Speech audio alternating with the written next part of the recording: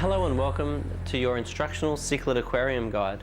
I'm Paul Talbot. I'm going to teach you the do's and don'ts of African cichlids and how to set up the aquariums relevant for them.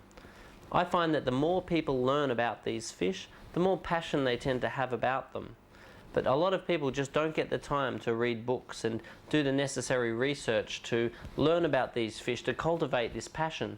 So I've produced this program to make it easier for you. Cichlids really are one of the most versatile type of fish because not only can they be a really good hobby, a great pet, but they can also be viewed as a piece of furniture because they're just so low maintenance. Unlike many other fish which need the water to be neutral, therefore they don't want it too acid, they don't want it too alkaline, they want it in the middle, which is a neutral pH. These ones like the water alkaline, which can be easily maintained there because you can put the various decorations in the water that will keep the water alkaline, and most tap water tends to be alkaline anyway. So that just reduces the amount of testing that needs to be done for these fish. A lot of the time cichlids are chosen as an easier alternative to the saltwater fish. Now not only do some of the cichlids have colour which will rival the saltwater fish with bright yellows, bright blues, bright oranges, but they're just so easy to look after. So what a lot of people will do, even get dead corals and create an environment which looks very much like a saltwater aquarium if you want that very marine look with gorgeous colours, but you don't want the effort to look after them. Now I'm going to walk you through all the steps for setting up the aquarium, everything from filtration, lighting, heating, water parameters, information on breeding these fish. So if you start off with some of the easiest cichlids to breed, you'll find that you can breed them and grow the young up quite easily, and then you can sell those babies off to the stores. Now they'll usually want to swap them for a credit. If you swap them for cash, you don't typically get as much for them. But if you swap them for a credit, then you can upgrade the types of fish that you're keeping and broaden your experience with these fish. No matter what size or style of house you've got, you always have room for an aquarium, particularly if you're inventive enough. During the course of this video, you'll see some very interesting aquariums, both set in walls and made of parts of other pieces of furniture. Providing that you're creative, you'll be surprised what ideas you too can come up with. It's really worth researching the types of fish that you're going to put into your aquarium because there will be something that suits you. Now if you only have a very small aquarium, there is some really interesting little shell-dwelling cichlids and other things which are relevant for a small aquarium. On the other hand, if you have a small aquarium, don't go getting all sorts of species that grow very large, which are going to be of course inappropriate for that tank.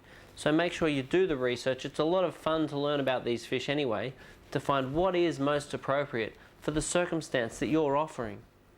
One of the things that I love about the cichlids is just purely how intelligent these animals are. Now you might say, what's a smart fish? But when you sit and watch these fish, you will really learn that these are an intelligent animal. These are not like a little tetra that sort of work on instinct. These are a fish that think. These are a fish that seem to understand the structures of what's going on with their little lives. You'll see that this one's best friends with that one. This one's got a house. No one else is allowed in his house. They'll know which ones are a threat to them and how to react towards them. In general, these fish don't always respond the way that you want them to respond or the way they're supposed to respond, because each individual fish is a highly intelligent little animal which responds its own way as its own character. Now you can have one little individual from one particular batch of fish that's very aggressive, very antisocial. You can have another little individual which came a brother and sister from the same batch of fish, which will be very peaceful and not cause you any trouble at all.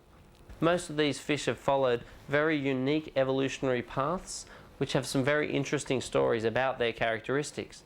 Many people find that the most confusing thing about cichlids is the names of the cichlids. People get very frustrated that not all the cichlids have common names like electric yellow. People will say to me, why don't they just call them electric yellows? Why do they have to call them Labidochromis caeruleus? Now the reason why we need to call these fish by their proper names is so that we can minimize crossbreeding.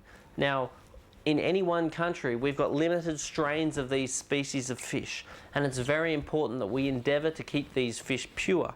So therefore we need to know what this fish is in order to breed it with another one of this fish.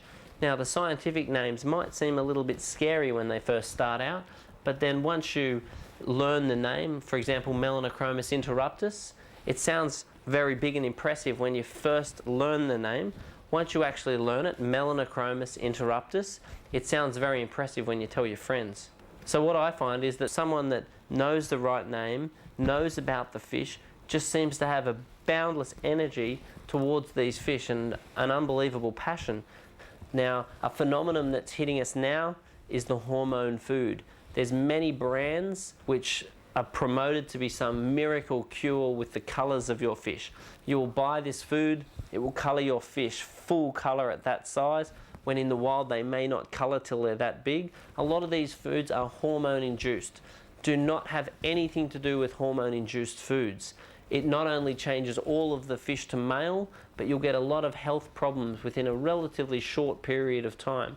This has the potential of wrecking our hobby, because if everyone breeds sets of fish, they put them all out in the marketplace, full of hormone foods, unbelievable colour, all males, all genetically messed up, it's not going to be long before those fish frizzle out of the hobby, because there's not enough healthy, good, strong, solid females to maintain the purity of these strains. I trust that you will really enjoy this guide I've put together, and I hope that it arms you with the information that you need so you too can be a very successful cichlid hobbyist. Use the chapters of this video as a guide and try and understand the concepts behind the various chapters in the video, and you'll find that'll go a long way towards you understanding really how to keep a beautiful large cichlid aquarium like this one behind me.